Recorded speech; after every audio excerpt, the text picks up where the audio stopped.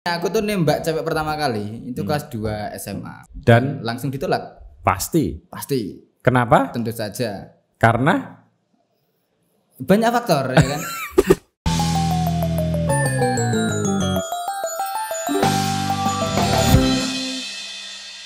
halo, ketemu lagi dengan saya Putut EA Kepala Suku Mojo. Dan hari ini tamu kita khusus kali ini tidak istimewa. Sangat biasa. Bukan tamu yang istimewa karena hampir setiap hari ketemu. Iya, dan hostnya juga tidak terlalu istimewa sebenarnya. Ngombe Gus. Seru tuh. Seru tuh. Agus Mulyadi, sang Yoi. fenomenal. Lu jadi nggak istimewa, kok saiki fenomenal. Ya nggak apa-apa, Oh iya, fenomenal oke. tapi nggak istimewa. Gus, kalau Ya. kamu disuruh memilih Ya, Via Valen atau Nela Karisma, Nela Karisma. kenapa? Aku ngerasa sebagai orang yang suka dangdut, kita tuh merasa, aku ya, merasa lebih menyukai biduan yang tidak terlalu terkenal. Loh, Nah, saiki lebih terkenal Via Valen, lebih banyak Via Valen yang tampil di TV ketimbang Nela Karisma. oh gitu. Ya, dan sebenarnya kalau dari segi goyangan itu lebih cakep Nela Karisma. Goyangan apa ya? Ngibing lah ya, Ngibing ngibing ya? di atas panggung itu lebih apa ya? Lebih menyenangkan untuk ditonton itu Nela Karisma. Tapi menurut kenapa saya. Via Valen lebih terkenal menurutmu? Nggak tahu, itu mungkin banyak faktor ya. Mungkin karena lagunya lebih terkenal atau dia kebetulan mengcover lagu yang pas. Itu kan ada banyak faktor ya. Tapi Nela Karisma di titik tertentu istimewa lah, menurutku ya. Aku dulu tahu lagunya, pertama kali tahu Nela Karisma tuh yang lagunya ya istimewa itu, kau yang mempesona menawan, itu lah. Itu lagu orang Banyuwangi bukan sih? Demi ya. Demi. Benar, saya nggak tahu ya yang nyanyiin pertama Demi atau, tapi Demi menyanyikan itu dan bagus. Dan ketika itu kemudian Nela Karisma ikut menyanyikan, aku saya kelingan banget mas, pakaian Nela Karisma itu blaster gitu, belang-belang, abang putih, wah Kau Indonesia. persis. Rasa Madura. nasionalismemu ini ya keangkat. Berap, tapi Nela Karisma lah. Nela Karisma. Misbah Yusra Biran atau Umar Khayyam? Aduh, ini sangat berat sekali. Nah, Umar Khayyam lah. Umar Khayyam lah. kenapa?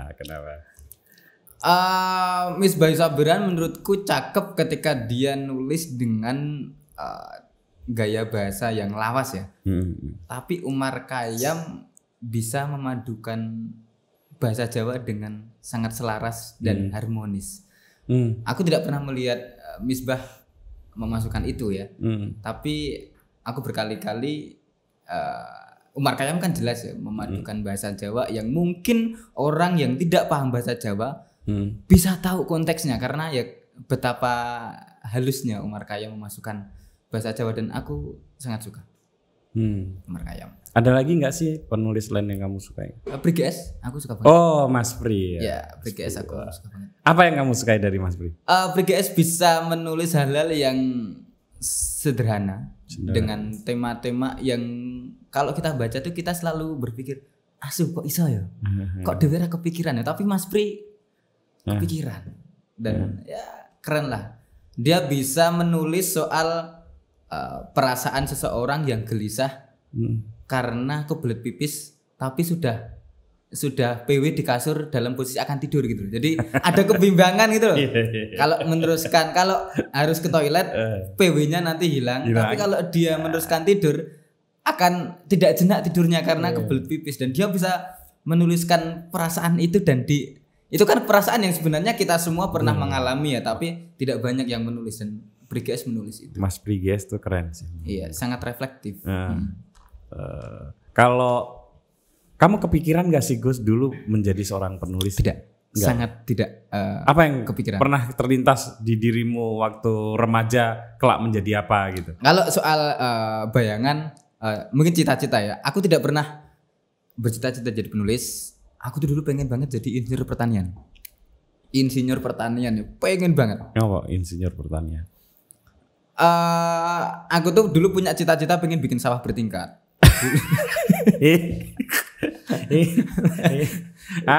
Kamu Kecil utangmu obat mabit. Wes kandhani kok progresif banget. Aku dulu pengen bikin sawah bertingkat karena di kampungku itu jumlah sawah semakin berkurang. Di satu sisi jumlah perumahan itu juga mau tidak mau memang harus bertambah. Gitu. Nah, ini sama kayak kegelisahan orang Betawi itu kan jual tanah per meter persegi, tapi ketika udah dibeli dibangun per meter kubik karena naik ke atas kan. Nah, aku juga pengen kayak gitu. Tapi dengan konsep sawah. Dibeli misalnya aku beli tanah gitu per meter persegi, tapi nanti aku akan bangun sawah per meter kubik jadi naik. Jadi 3 tingkat, 4 tingkat, yang sini padi, yang tengah kacang panjang lah, yang tengah lagi apa. Pokoknya bertingkat. Nah, aku pengen banget dulu bikin kayak gitu. Makanya dulu tuh ketika aku lulus SMA, aku tuh pengen banget nerusin ke sekolah tinggi penyuluhan pertanian. Ada sekolah itu di STPP. Ya, di Tegalrejo. Dekat pesantrennya Gus Yusuf. Dulu pengen banget aku masuk situ. Tapi kemudian enggak jadi karena aku kan enggak meneruskan ke jenjang yang lebih tinggi ya, karena ketika aku lulus SMA itu adikku yang satu lulus SD, yang satu lulus SMP. Jadi apa hubungannya? Nah, ya kan berarti kalau aku harus kuliah kan berarti harus membiayai 3 orang. Saya juga nggak tahu kenapa bapak saya itu beranak harus jeda 3 tahun gitu. Dia tidak memperhitungkan hal yang sangat prinsipil seperti itu. Tapi kelak cita-cita itu kan terkubur seiring dengan kesadaran akan potensi gitu. Ya kita semua pernah bercita-cita jadi penyanyi, tapi kita realistis suara kita tidak bagus. Gitu. Kamu pernah bercita-cita jadi penyanyi? Tidak pernah. Tidak pernah. Tapi kan kita semua pernah merasakan enak ya kita jadi penyanyi. Tapi kita akan mencoba. Tapi kita sadar bahwa suara kita itu buruk, ya kan? Kita kan hanya merasa bahwa suara kita bagus itu di kamar mandi.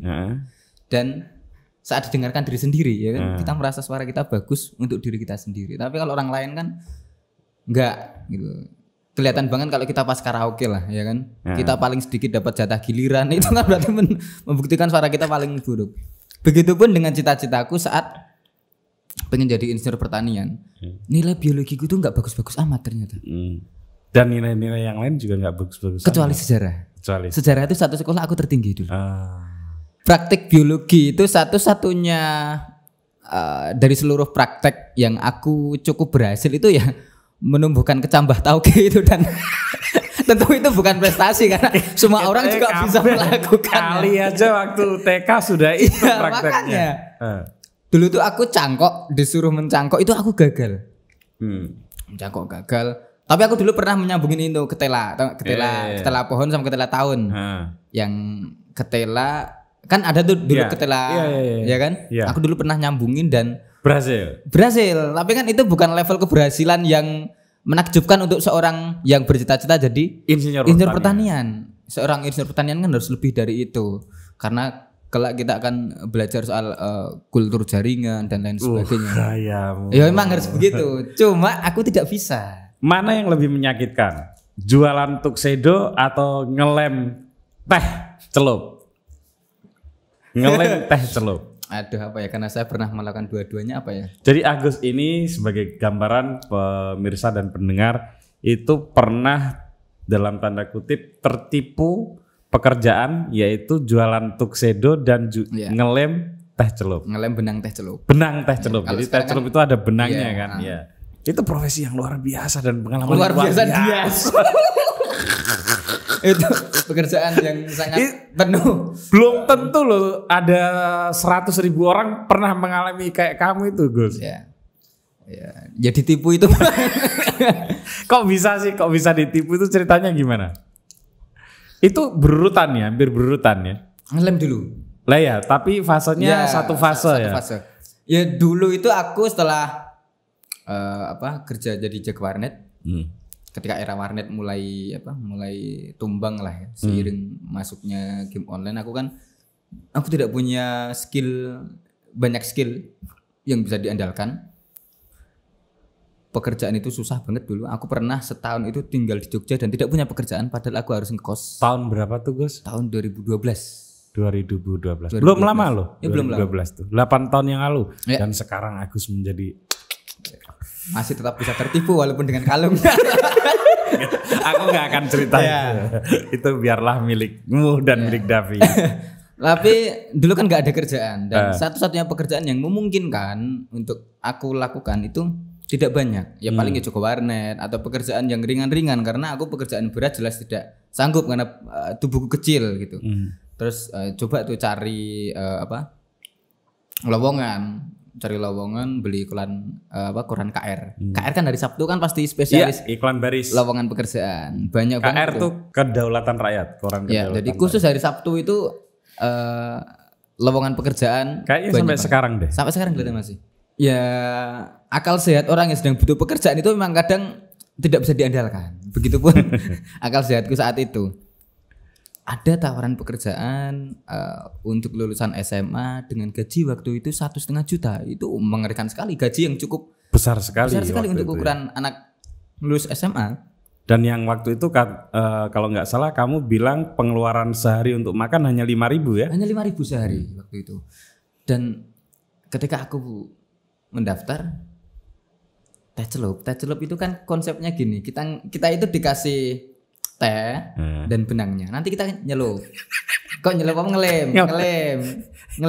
Itu kan di hari pertama itu pekerjaan yang menyenangkan karena kita bisa menyelesaikan pekerjaan itu. Tapi pekerjaan yang menyebalkan kan hari kedua. Setelah kita store asu. Setelah kita store tehnya, oh hasilnya bagus Mas. Bagus ya. Tapi untuk bisa mendapatkan teh lagi, stok teh jatah lagi, kita harus ngajak orang. Nanti kalau Mas Agus bisa ngajak berapa orang nanti dapat stok gitu. Jadi intinya itu sebenarnya MLM manusia. Cuma kadang berbalut teh celup. Cuma teh celup itu sebenarnya kan cuma kedoknya gitu. Ternyata di balik itu apa sih, Gus? MLM sama kayak kita bayar. Oh, kamu harus bayar dulu untuk jadi. Iya, aku bayar. Dapat teh celup. Untuk kita lem. Kita store, kita dapat uang kan. Sesuai dengan jumlah kotak yang berhasil kita. Nah, kalau kita mau ambil lagi, kita harus ngajak orang. Jadi nanti 2 orang, misalnya saya ngajak 2 itu nanti kalau mau dapat teh lagi ya harus ngajak orang lagi. Jadi ya kan mereka untuk harus pendaftaran awal. Daftar awal dan bayar lagi. Oh. Kalau jualan tuxedo? Nah, jualan tuxedo itu karena aku inget banget di Jogja Jalan Perintis Kemerdekaan ya, asu banget. Kantornya itu di kayak sebuah ruko, nggak jauh dari kantornya perusahaan hosting IDW-Bus itu. Daerah situ. Di situ lowongannya itu admin. Oke. Admin, terus kita. Dan kamu nggak tahu admin apa? Ya setahun admin kan, karena syaratnya kan bisa Microsoft ya, Excel, Word, dan aku merasa bisa gitu. Untuk jago warnet kan gampang banget. Nah ketika kita daftar, dites, tesnya itu ternyata disuruh jualan jas. Tes macam apa ya harus? Dan tak pikir jas biar ternyata jas tuxedo. Dan wah mau jadi ya saya ambil karena bagaimanapun itu tes. Ya mungkin aku mikirnya wah ini tes mental gitu ya. Akhirnya tak ambil dan aku akhirnya jualan tuxedo itu. Dan enggak laku. Ya tentu sangat tidak laku kan. Aku dengan tampang yang lusuh sangat tidak eksekutif harus menjual. Sebetulnya itu bisnis apa? Ya emang jualan tuxedo itu. Iya sebenarnya kemungkinan ya karena ketika tuxedo itu belum laku, aku langsung mundurkan diri berapa hari lah. Karena ya tidak ada lah perusahaan yang tasnya kok jual jas tuxedo dan itu menurutku ya dugaanku itu memang benar-benar ya lagi-lagi kayak teh celup tadi pekerjaan kedok gitu. Disuruh jualan tuxedo dengan harga yang mahal banget 500.000 waktu itu. Tapi sebelum itu kamu sangat terkenal sebagai tukang edit foto. Itu setelahnya. Oh itu setelahnya.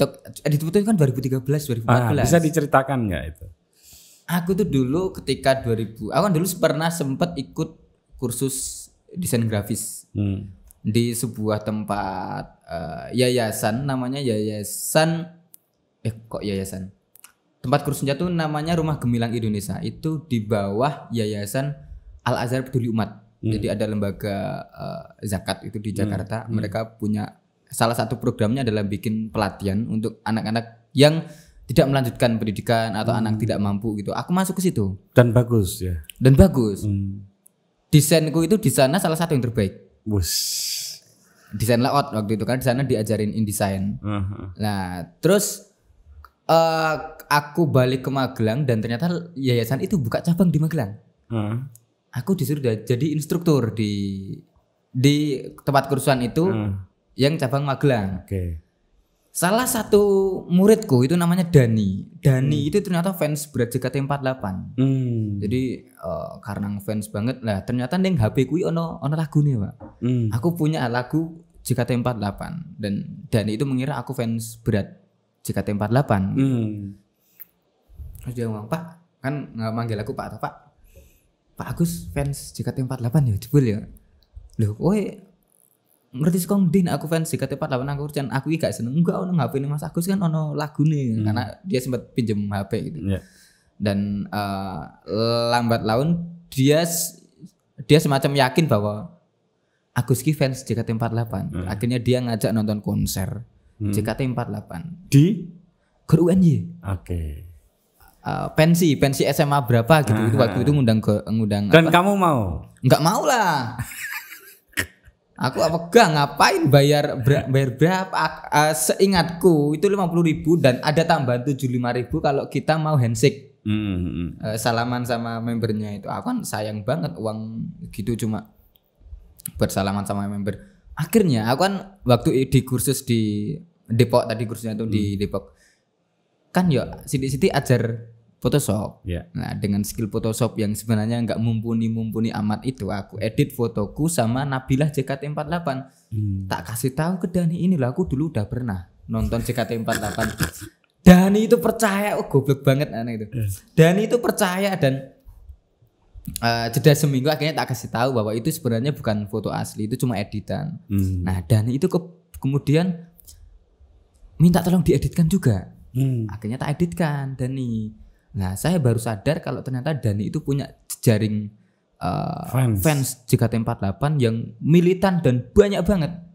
Nah, teman-temannya ini tahu karena fotonya Dani yang tak editkan itu dijadikan foto profil BBM, foto profil Facebook, foto profil Twitter lah. Jadi semua dipakai foto profil. Teman-temannya tahu. Akhirnya tanya ke Dani, "Kamu kok bisa foto kayak gini?" "Wah, aku minta tolong sama instrukturku namanya Agus Mulyadi." Akhirnya jadilah itu teman-temannya itu Dani itu minta tolong dieditkan dan membayar.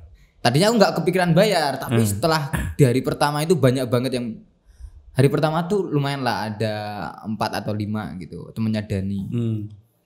Terus aku mikir kenapa ini nggak dibisniskan. Nah, setelah itulah aku buka jasa edit foto bareng JKT48 dan aku mulai bikin itu posting promosi dan tak post di grup-grup JKT48. Wah, itu langsung bermunculan itu pesan yang minta tolong diedit. Bayar berapa, Gus? Satu editan itu 50.000. Dan banyak banget sehari. Berapa hari jadi?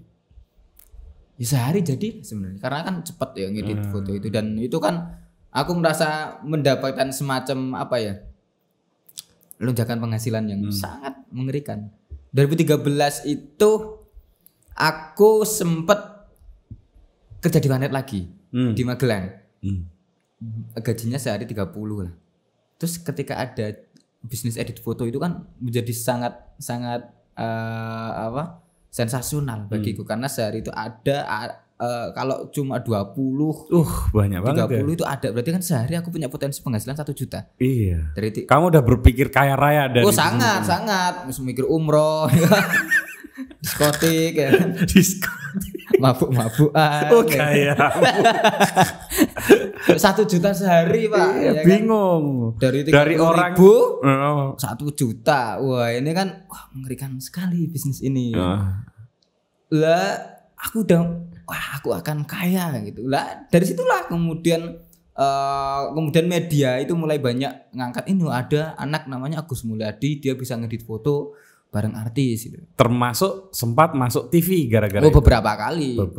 Bukan Empat Mata, ini talk show, terus acara yang TV One itu berkali-kali lah. Dan waktu itu mereka mewawancarimu bukan sebagai seorang yang dari sisi kejenakaanmu ya, tapi dari sisi keterampilanmu. Ya, ngedit foto. Karena waktu itu memang enggak kayak sekarang ya. Sekarang kan edit foto udah banyak orang yang ahli Ya. Edit foto. Kalau dulu kan masih cukup jarang. Dulu itu bisa ngedit foto itu salah satu keterampilan yang masih sangat langka, enggak kayak sekarang. Dulu itu bisa ngilangin jerawat.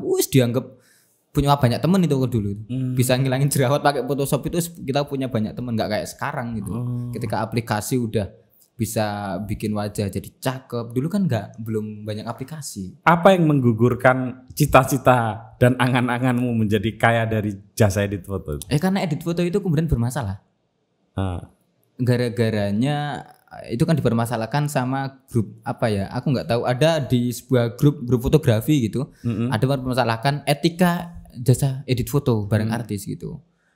Dan aku ketika sempat diwawancara sama TV One itu, ternyata TV One bikin semacam liputan tentang hak cipta juga. Gitu. Terus dikasih tahu sama orang yang di komunitas foto itu, Mas udah tahu belum soal hak cipta kayak gini?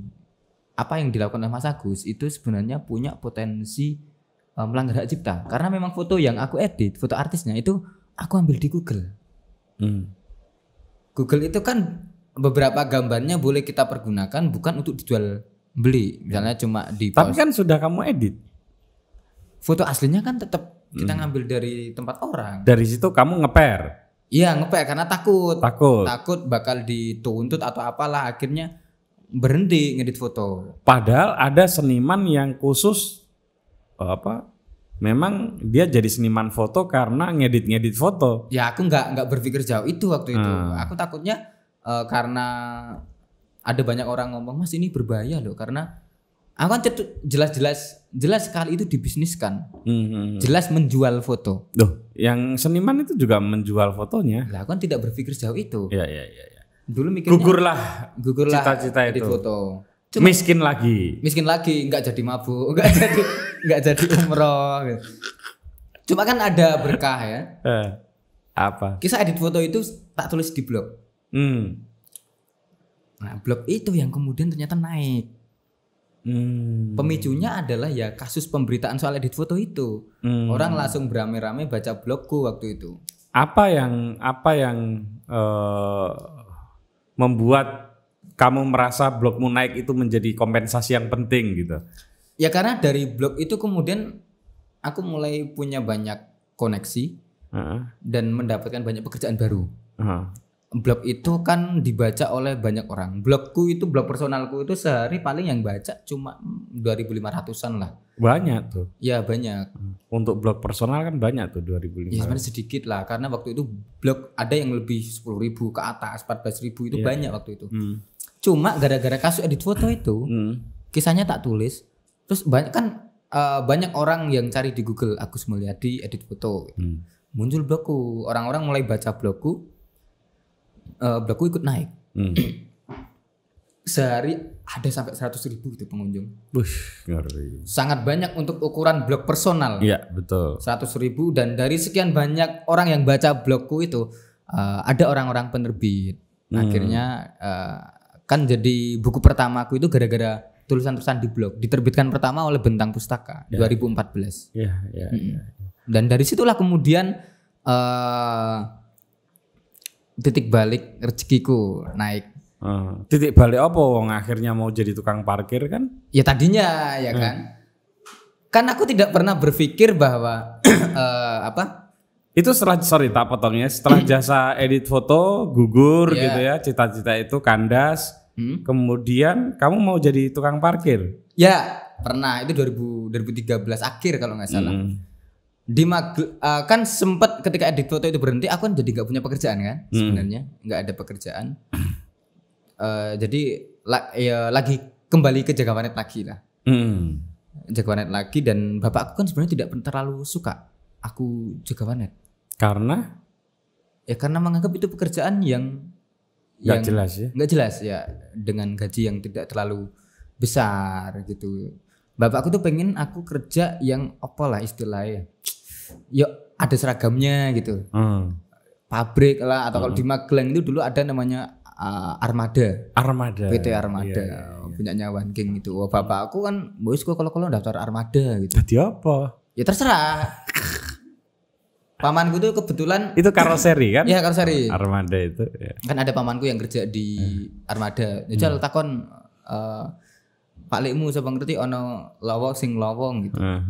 Pokoknya bapak itu pengen pekerjaan yang ya kelihatan kerja kan, Parnet kan nggak kelihatan kerja, kayak wong main-main toh. Iya. kerja yang paling bapakmu ngerti kowe kakean nonton bokep ning. Lah apa ya? Bapak aku tuh kalau nonton SpongeBob dia harus tahu. Squidward tuh pernah ngomong seragam adalah simbol penindasan. Bapak aku nggak pernah nonton soalnya. Tapi gini, setelah itu ternyata bertepatan dengan dibukanya Artos Mall.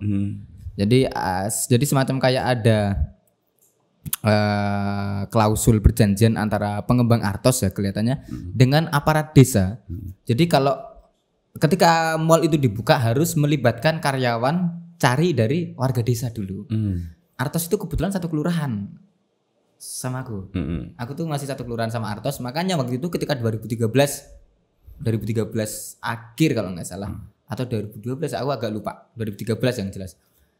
Artos buka itu kemudian berbondong-bondonglah seluruh warga desa mendaftar di Artos karena diutamakan.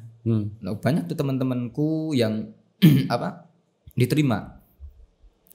Ada yang di Artosnya, ada yang di tenannya, kan ada Artos, pegawai tenan gitu. Pegawai tenan, grosir-grosirnya dan lain sebagainya.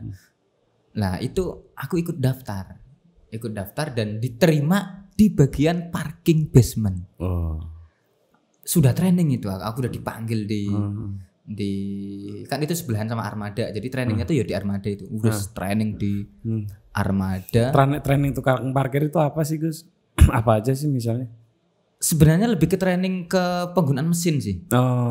Kan parkir bukan senyum gitu ya, enggak ya? Kalau senyum kan sebenarnya kan aku merenges terus.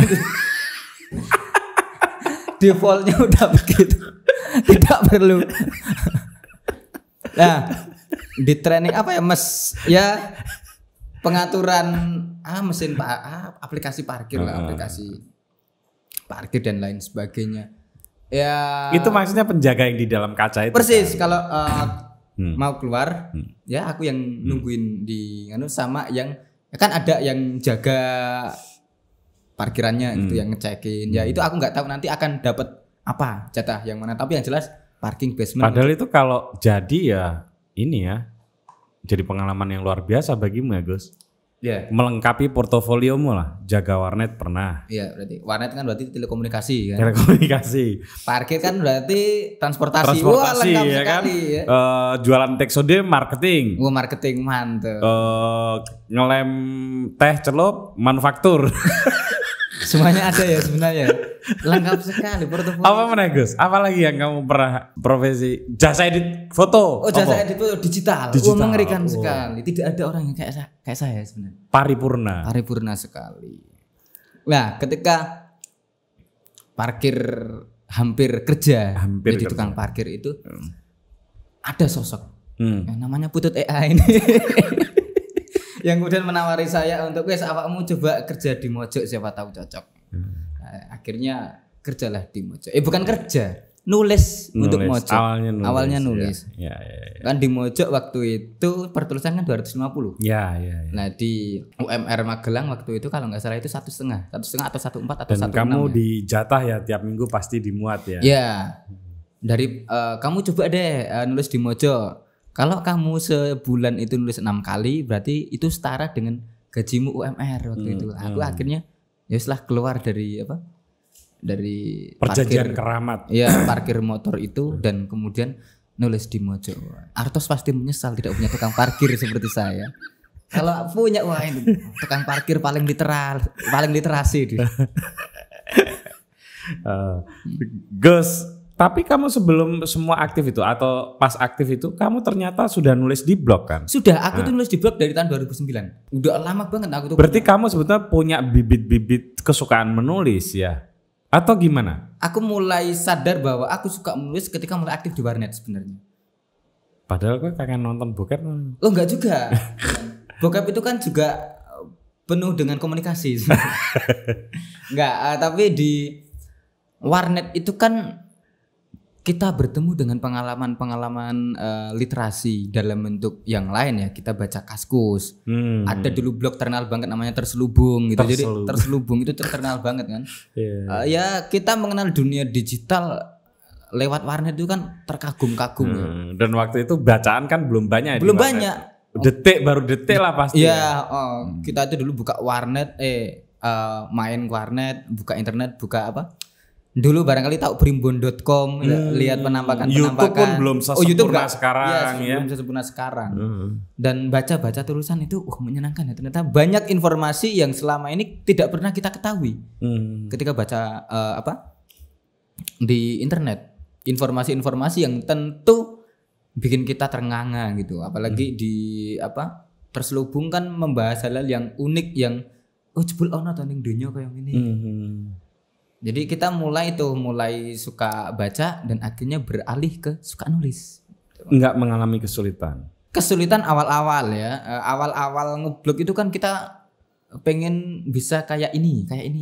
Ini kok nulisnya bagus. Aku pengen bisa nulis kayak gini. Itu kan dulu blogger yang kamu sukai siapa, Gus? Herman Saksono. Aku suka banget tulisannya Herman Saksono sama ada blogger Pamantio, tau gak? Pamantio. Yang tukang bikin infografik di Beritagar dulu. Sekarang udah mulai ngeblog lagi dia. Udah mulai ngeblog lagi. Aku suka banget baca tulisannya Pamantio. Herman Saksono itu aku seneng banget. Kenapa kamu suka Herman Saksono? Bagiku gaya tulisannya waktu itu menggelitik. Herman Saksono itu dia punya di blognya itu punya semacam rubrik yang membahas soal logical fallacy. Dan itu keren banget. Bagiku yang tidak pernah menemukan orang rutin nulis soal logical fallacy, dan ketika ketemu Herman Saksono, wah keren banget ini blogger.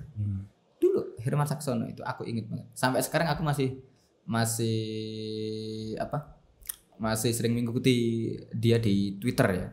Tapi blognya masih aktif? Blognya setauku udah agak lama nggak aktif. Terus akhirnya kamu kerja di Mojo. Di Mojo setelah nulis 1 tahun nulis di Mojo, akhirnya disuruh jadi redaktur. Sempat di posisi tertinggi, pemimpin redaksi. Oh iya, mengerikan sekali. Enggak lulus, enggak pernah kuliah Agus ini ya. Nanti kita bongkar, sebenarnya Agus tuh pernah kuliah.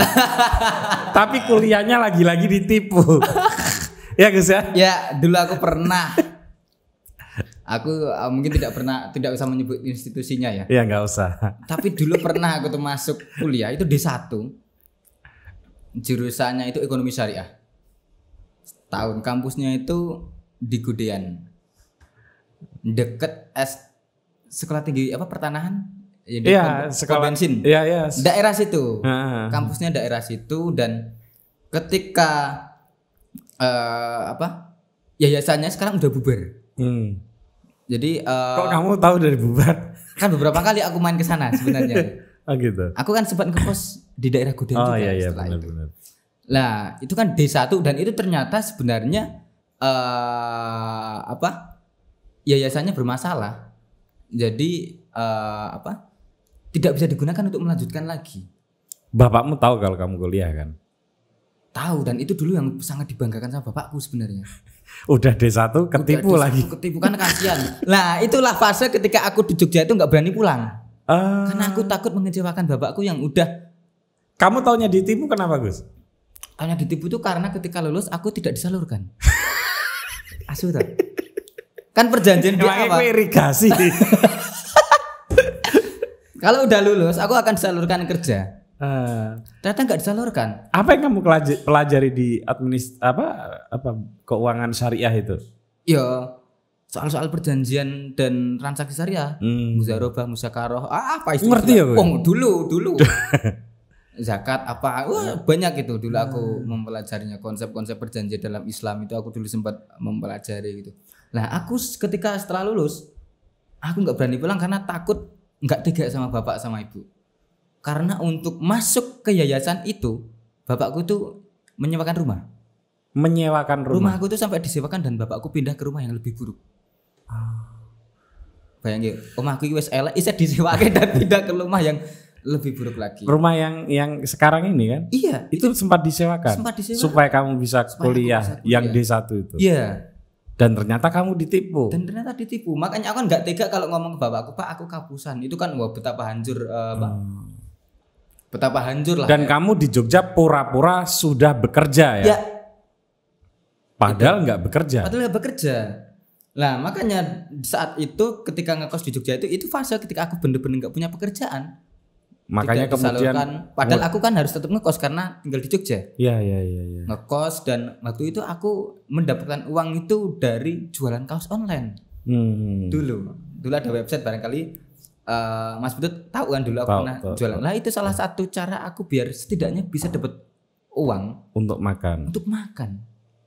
Satu kaos laku aku dapat 25.000.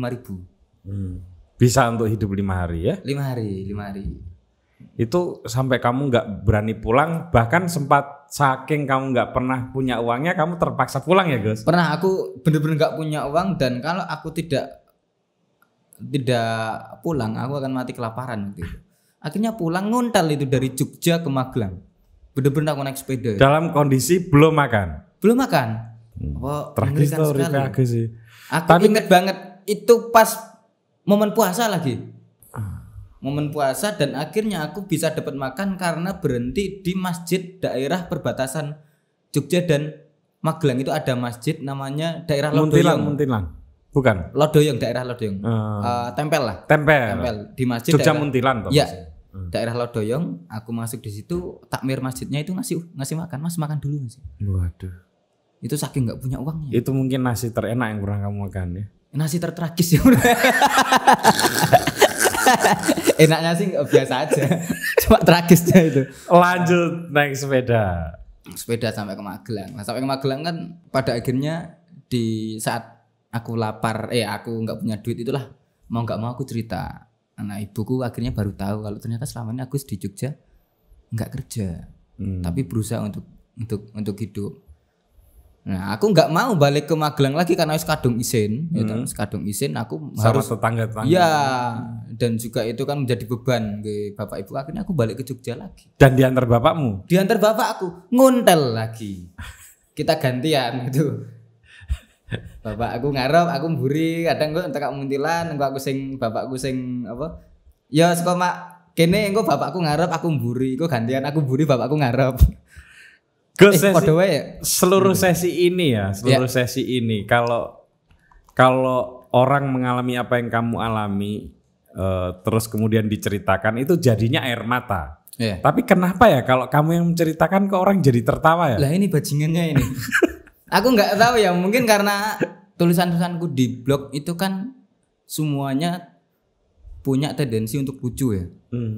Dan itu menjadi trademark tersendiri dan itu kan beban sebenarnya karena orang selalu berekspektasi apapun yang disampaikan oleh Agus Mulyadi harus lucu dan itu beban yang itu beban ya? Beban sekali. Bukan memang karaktermu kayak gitu ya? Bukan sebenarnya. Kowe ancen ketok ora tau sedih Gus. Kamu itu nangis saja tak lihat hanya 2 kali lah mungkin. Iya. Tapi itu nggak usah. Memang sih nggak. Selama bertahun-tahun aku kenal kamu tuh kayaknya ya orangnya ketawa, main musik ya toltean. Ya sebenarnya apa ya? Nggak punya uang ya nggak sedih, punya uang ya seneng. Apa ya mungkin citra menyenangkan itu, citra seneng yang selalu sudah. Nggak juga menyenangkan sih, bikin repot juga kadang-kadang kan. Plotean orang-orang lagi menulis kamu nyanyi-nyanyi gitu. Cuma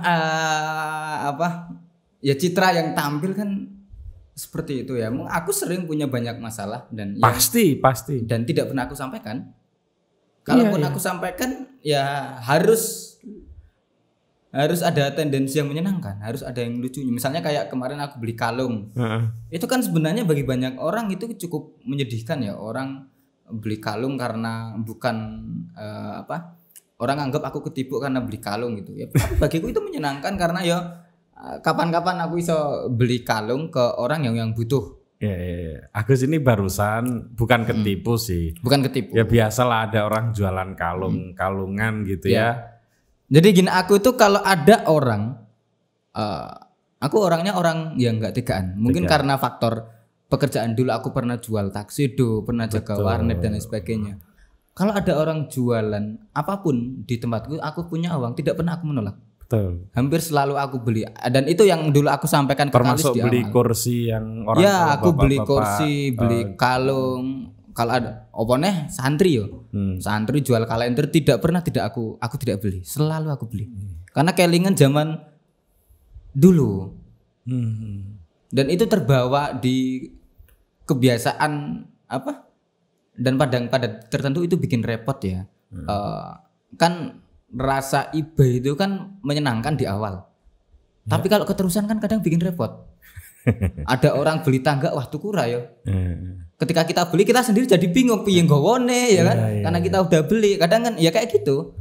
Dan itu sering kebawa gitu. Aku hampir misalnya kalau di rumah makan. Di rumah makan tuh aku tidak pernah mau protes. Kalau misalnya orang salah salah pesan aku tidak pernah mau protes karena aku inget dulu waktu Jogo Warnet. Betapa menyebalkannya kalau ada pelanggan yang protes untuk kesalahan yang sebenarnya minor. Misalnya? Ya misalnya Mas kok kecepatannya kok lambat padahal itu karena dia buka tabs yang banyak. Ya itu memang sewajarnya kamu lambat wong kamu buka tab sampai 10 dan kamu buka YouTube semua misalnya. Itu kan bukan kesalahanku ya. Itu kesalahan yang memang sewajarnya gitu tapi dia protes gitu. Mas ini kok agak susah. Jadi orang golek duit ki akan selalu penuh dengan kerepotan dan aku berusaha untuk tidak mau merepotkan wong sing golek duit dan itu bagi Kalis istriku sering kali itu merepotkan. Wong kita itu udah bayar, kita punya hak untuk protes lah. Mendapatkan apa yang kita pesan. Mendapat apa yang kita aku kan gak iso kayak ngono. Mergo mbiyen wis tau ngalami betapa merepotkannya kalau orang protes itu. Iya. Pesen es teh misalnya yang datang es jeruk tetap kamu. Ya gak apa-apa ya. Iya. Nah, terus sekarang ini Gus. Sudah punya banyak bukunya salah satunya mau difilmkan ya Gus ya. Semoga lancar ya. Sedang ditembung karo ada orang yang ingin nembung ya. Salah satu production house ya namanya. Ya jangan disebutkan. Enggak, ya. Istilahnya begitu ya. Itu sedang melobi lah, ada proses pendekatan lah agar salah satu bukunya Agus bisa difilmkan gitu. Luar biasa. Buku 4 ya, 5 atau 4? 4 kelihatannya. Tapi kalau sama buku-buku kayak Mat Gio gitu dihitung kan jadi banyak. Ya, 6 lah. 7 lah. Ya 8 lah. Di mana-mana sekarang diundangnya sudah sebagai penulis ya Gus ya? Ya, sudah tidak ada yang mengundang saya sebagai tukang edit foto.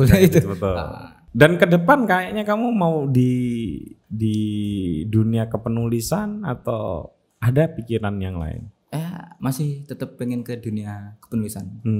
Ya pengen bisa nulis cerpen, makanya kemarin aku ikut kelas menulis cerpennya Mas Agus Nur kan. Iya. Pengen bisa nulis cerpen biar bisa mengejar Putut EA. Masa cuma Putut EA yang bisa bikin cerpen? Saya juga bisa. Bisa lah. Udah nulis? Belum. Dan sekarang punya bisnis buku. Ya, jualan buku. Ya, namanya Akal Buku. Buku. Kok bisa, Gus? Itu tahun 2018, buku Lambe Akrobat. Jadi saya pernah menerbitkan buku judulnya Lambe Akrobat dan lumayan laris. Ya, ketika buku itu terbit, saya pengen semacam jual sendiri lah. Aku ambil berapa, terus nanti tak jual sendiri. Jadi orang kalau susah beli di toko buku nanti bisa beli langsung ke aku gitu. Nah, aku sama Kalis waktu itu bikin toko buku kecil, Akal Buku Agus Kalis, buat jual bukuku dan bukunya Kalis. Awalnya cuma itu.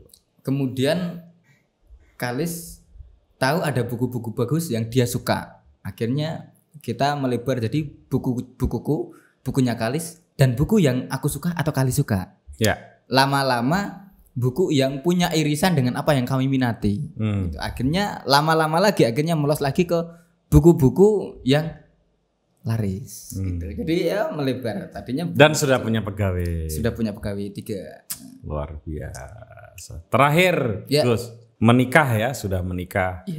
8 bulan kata Kalis kemarin. Gimana pengalamanmu menikah 8 menyenangkan. Apa yang menyenangkan dari pernikahan? Aku itu kan dulu orang yang tidak pernah membayangkan bisa menikah ya. Aku orang yang tidak terlalu tenane Gus, kowe tiru-tiru aku apa tenanan? Aku itu gini, aku tuh nembak cewek pertama kali itu kelas 2 SMA. Dan langsung ditolak. Pasti. Kenapa? Kenapa? Tentu saja. Karena banyak faktor ya kan. Aku tidak PDKT. Tiba-tiba nembak misalnya dan tampangku tidak bisa diandalkan, aku tidak punya kemampuan, aku tidak punya skill. penembakan yang sebenarnya Anda sudah tahu hasilnya sebenarnya waktu itu. Nekat. Dan jelas di Tapi Agus nggak patah hati. Ya patah hati Pak. Tapi kan memang itu harus diterima sebagai ya kan. Dan itu kan ditolak. Setelah itu aku menyukai gadis lain. Lebih parah sekarang karena bahkan sudah ditolak bahkan sebelum aku nembak.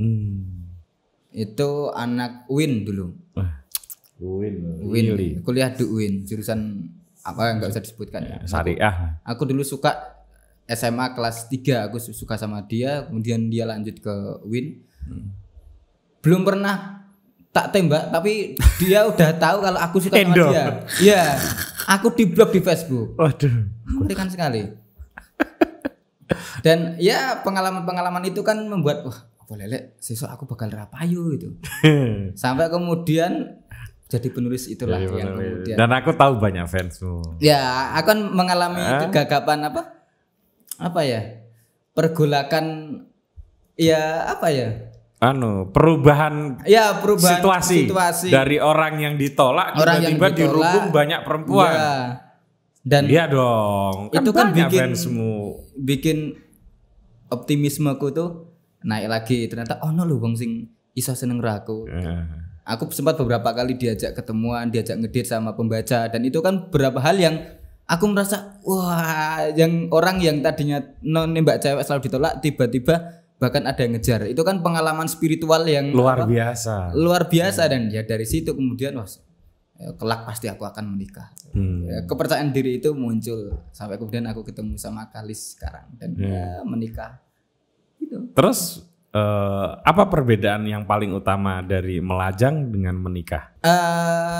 Bagi seorang Agus Mulyadi tentu saja. Ada tanggung jawab yang lebih besar. Mosok. Oh, jelas. Padahal dia kurang ngopeni anak, kurang ngopeni bojo wae padahal asu. Tapi gini, ada hal yang hidupku menjadi lebih berisi. Waduh. Iya. Apa tuh? Lebih berwarna, lebih berisi karena ada Kalis sebagai partner menjadi lebih, aku merasa menjadi lebih dewasa karena tidak semua yang aku inginkan itu harus aku dapatkan.